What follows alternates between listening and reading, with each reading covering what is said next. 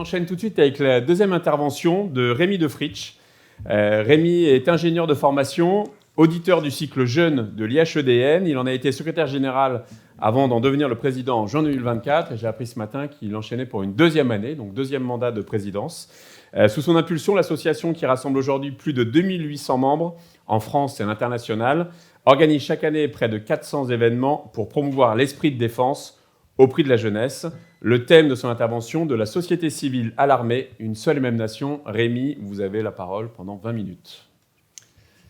Merci, mesdemoiselles, mesdames, messieurs, en vos grades et qualités, cher Bertrand, merci beaucoup de m'accorder ces quelques minutes de parole à votre forum qui, je n'en doute pas, se révélera très fructueux pour toutes les sphères que nous représentons aujourd'hui. Lorsque vous m'avez proposé d'intervenir à votre forum, cher Bertrand, à vrai dire, nous n'avions pas forcément de thème précis, si ce n'est bien évidemment celui de la journée. Et peut-être, sans le savoir, vous avez fait un très bon exercice de ce que j'ai compris être du commandement par intention qui était théorisé par le chef d'état-major de l'armée de terre, le général Chill. Puisque, d'une certaine manière, cela revenait à me dire « Écoutez Rémi, je vous invite à mon forum, proposez-moi un thème sur lequel vous pouvez vous exprimer pendant 20 minutes en relation avec le lien armée-nation ». En d'autres termes, il me revenait d'être à l'initiative pour vous proposer quelque chose qui réponde à votre besoin. Alors je ne vais pas m'attarder plus longtemps sur le commandement par intention, je laisse ça bien volontiers au chef d'état-major de l'armée de terre, mais cela démontre à quel point des réflexions militaires peuvent se transposer dans une certaine mesure au monde civil. Voilà une très bonne application du lien armée-nation. Le lien armée-nation, parlons-en justement. Expression régulièrement utilisée, elle pourrait laisser sous-entendre que l'armée ne fait pas partie de la nation. Or, nous le savons tous ici, c'est parfaitement faux. Nous sommes tous ici en tant que membres de l'écosystème défense, ou du moins proches de là où se pense, où se réfléchit l'esprit de défense, convaincus que ça n'est pas le cas. Et paradoxalement, ça a été un peu le point de départ de ma réflexion pour cette séquence. Je ne tiens pas à vous redire à quel point il est primordial de œuvrer pour le lien armée-nation, vous en êtes tous déjà convaincus, mais plutôt essayer de réfléchir avec vous à de nouvelles façons de le présenter, afin de proposer aux personnes qui n'y sont pas sensibles de nouvelles clés de compréhension, et pourquoi pas essayer de les faire rejoindre notre écosystème. Le principal risque que je vois étant notamment la lassitude d'entendre systématiquement les mêmes discours, les mêmes éléments de langage, et de voir ce sujet s'essouffler au fur et à mesure du temps, et pour petit à petit le délaisser, ou du moins ne plus y accorder l'importance qu'il devrait avoir dans notre société aujourd'hui. Donc pour répondre à ce besoin, j'ai proposé à Bertrand une approche différente du sujet et de partir de la chose suivante, de la société civile à l'armée, une seule et même nation, pour d'entrée de jeu bien avoir en tête que nous formons tous une même nation, quelles que soient nos professions, quelles que soient nos origines. Je vais donc essayer de me risquer un petit peu à schématiser la nation française pour démontrer à quel point l'armée fait partie de la nation. Alors cette schématisation ne se révélera probablement pas exhaustive, mais si elle contribue à renouveler notre narratif autour du lien armée-nation pour stimuler notre écosystème et sensibiliser des personnes qui ne le sont pas encore, alors ce sera, je l'espère, gagné. Dans un premier temps, j'essaierai donc de développer, comme je pouvais vous le dire, ce qu'est une nation. C'est une question qui a été largement abordée lors du Paris Defense et Strategy Forum en début d'année, donc c'est bien quelque chose qui habite largement notre écosystème. Et puis j'évoquerai ensuite, bien évidemment, comment est-ce que l'armée essaye de prendre part dans la nation, comme une émanation de la nation, avant de parler un petit peu plus spécifiquement sur le lien armée-nation au XXIe siècle, à l'ère des réseaux sociaux, de l'intelligence artificielle. J'essaierai de pas trop empiéter sur une table ronde qui a lieu dans la journée à ce sujet-là. Qu'est-ce qu'une nation ?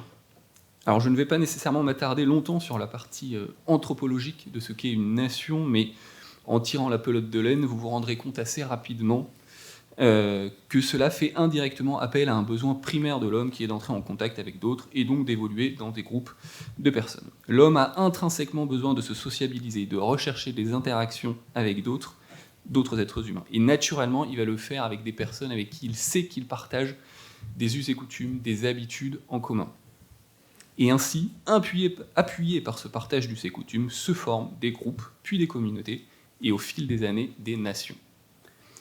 On pourrait donc qualifier de nation tout groupe, collectif, communauté d'hommes qui partagent un ensemble de valeurs, d'us et coutumes, de religions, de traditions, et j'en passe. Il s'agit donc d'une œuvre collective, d'une œuvre partagée. Cette œuvre, elle s'inscrit également dans le temps. Dans son récit Citadelle, publié à titre posthume, Saint-Exupéry évoque que le temps enracine.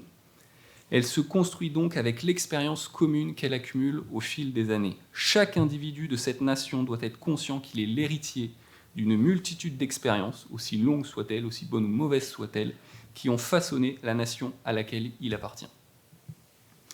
Et si une nation existe et se perpétue, c'est grâce à l'implication de chaque individu, grâce à un travail de tous, militaires, agriculteurs, ingénieurs, journalistes et tant d'autres, grâce à une intelligence collective pour œuvrer à son entretien. Entretien qui me semble être ici une notion charnière, puisqu'on pourrait l'assimiler, ou du moins la rapprocher, de cette expression de bien commun ou d'intérêt général que chercheront naturellement à défendre les membres de la nation. Et c'est de là que petit à petit, on en vient à cette notion d'esprit de défense et à se poser la question de ce que nous voulons défendre. Si nous savons déjà ce qu'est une nation, une partie du travail est déjà faite. Dans la mesure où c'est une œuvre collective, chaque personne appartenant à une nation doit alors se poser la question « Comment est-ce que moi, à mon niveau, je peux participer à l'entretien de cet ensemble de valeurs, d'us et coutumes, etc. » En d'autres termes, comment est-ce que je peux entretenir, à ma façon, la nation à laquelle j'appartiens. Il est donc nécessaire que chaque personne y joue un rôle pour entretenir cette vertu collective. Chaque individu au sein de cette nation porte en lui la responsabilité de se mettre au service de l'intérêt général et du bien commun en fonction des spécificités de son parcours universitaire ou de ses horizons professionnels pour entretenir, encore une fois, la nation à laquelle il appartient. À titre personnel, je ne réponds pas de la même manière à la question comment est-ce que je peux entretenir la nation en tant qu'ingénieur dans ma vie professionnelle qu'un militaire, un journaliste, un professeur, etc. Chaque citoyen doit être intimement persuadé que son action individuelle est déterminante pour le collectif et pour l'entretien de la nation, et que sans le collectif, il ne peut agir individuellement. In fine, faire nation implique d'être conscient que chaque individu est au service d'une cause qui dépasse son seul intérêt ou ses ambitions individuelles. C'est pertinemment parce qu'il est au sein d'un collectif qu'il peut exister en tant qu'individu. Si nous sommes aujourd'hui une nation, ça n'est pas de mon propre fait. Alors avant de terminer cette première partie, j'aimerais m'arrêter quelques minutes sur ce verbe de servir, très présent dans nos armées, mais pas forcément très présent dans la société civile. Les spécificités du milieu militaire n'y sont probablement pas pour rien, ou dans la société civile, nous préférons peut-être la notion d'engagement.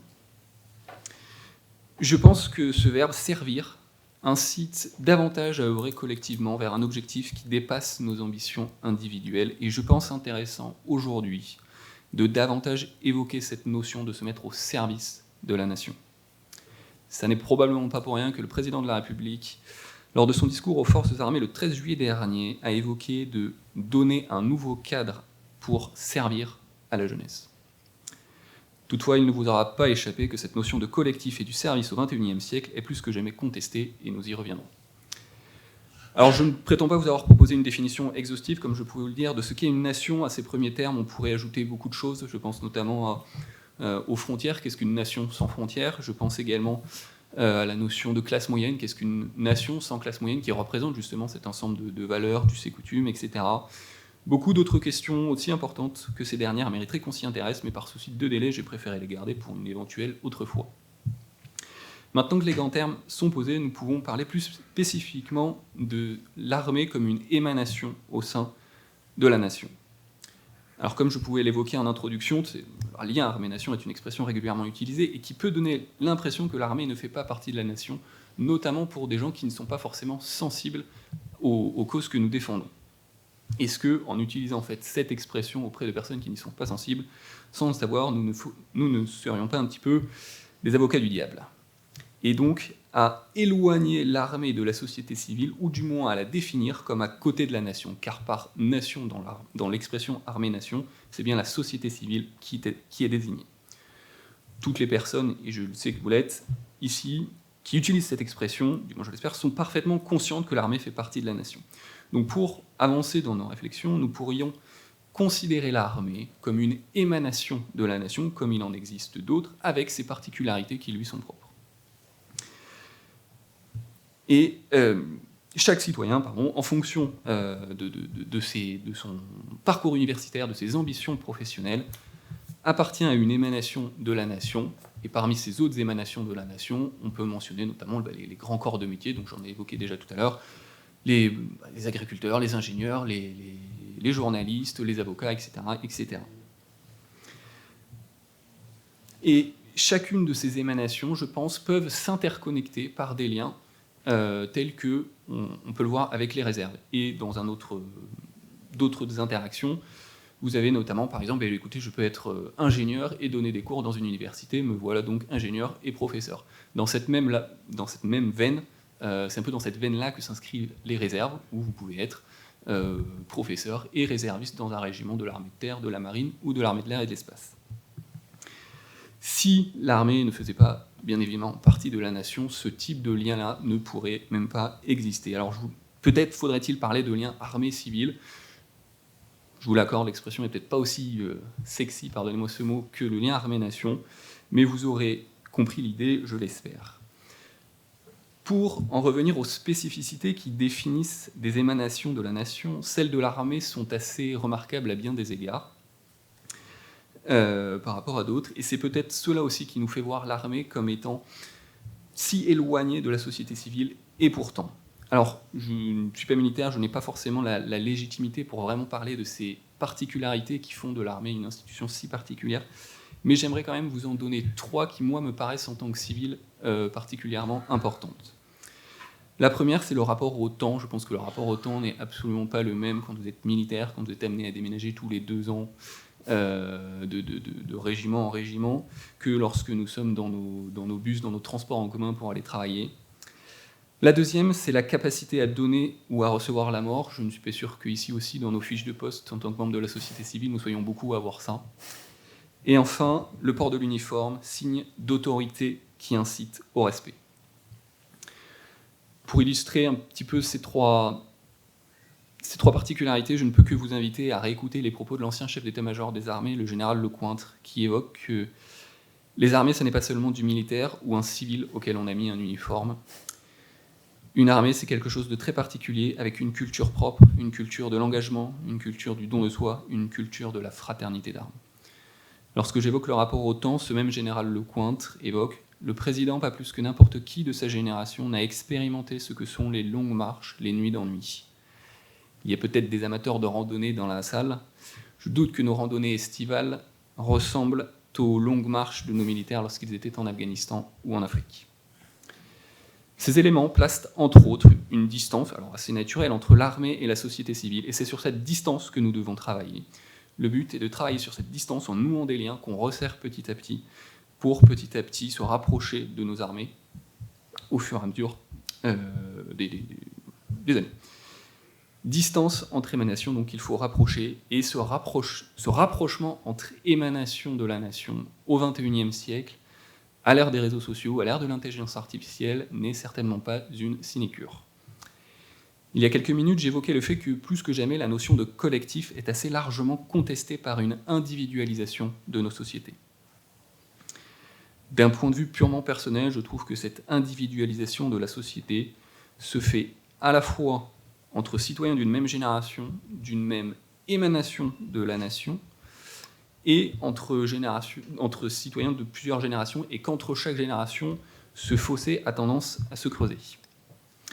Nous vivons dans ces fameuses bulles informationnelles où chacun est persuadé d'avoir raison et de détenir la bonne information. Ces individualisations créées par ces bulles fragilisent largement la cohésion nationale que nous pouvons assimiler au lien entre les émanations de la nation que nous évoquions précédemment. Une des conséquences de cette individualisation est la fracture des émanations en de multiples silos qui n'échangent plus et ne tissent plus de liens, car persuadés d'avoir la bonne information, persuadés d'avoir raison. Est-il possible de faire nation avec de multiples silos ? Peut-être. Encore faudrait-il que ces silos soient tous conscients d'appartenir à une seule et même nation, d'œuvrer à son entretien et d'être persuadés que sans la présence et la participation d'autres silos, ils ne peuvent exister indépendamment. Et c'est là, je pense, le premier lien sur lequel se fonde la cohésion nationale, c'est cette conscience du collectif.